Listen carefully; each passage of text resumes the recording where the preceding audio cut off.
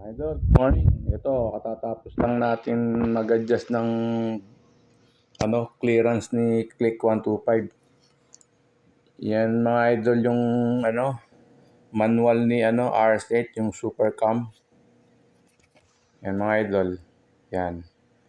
Supercam, Click 125 at saka 150.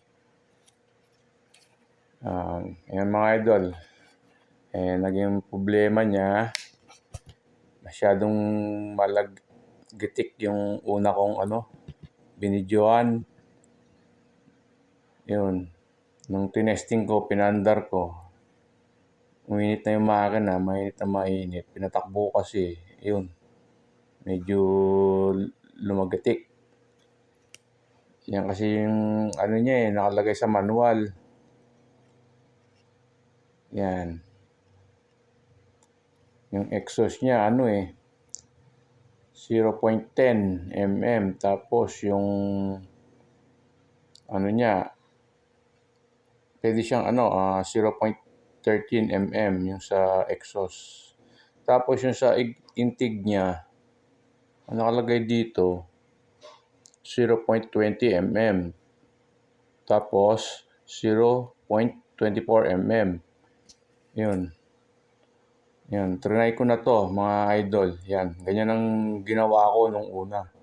Grabe ang lagatik-tik niya. Ang lakas. Yun, sobrang lakas. Yan. Okay naman yung takbo niya. Tapos, ginawa ko, binalagtad ko yan. Sinundan ko lang sa stock. Ang ginawa ko sa exhaust, 0.24 mm. Tapos sa intake, 0.10. Yun, tumahimik yung makina mga idol. Yun, okay din yung takbo niya. Wala man nagbago. Yun. Ewan ko ba't ganito yung yung manual ni RS8. Baliktad ba to o nagkamali? Kasi yung sa mga iba hindi naman ganito eh.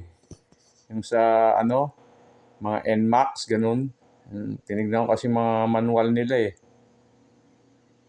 Mas malaki yung sa exhaust kasa dun sa intake yung adjust nila.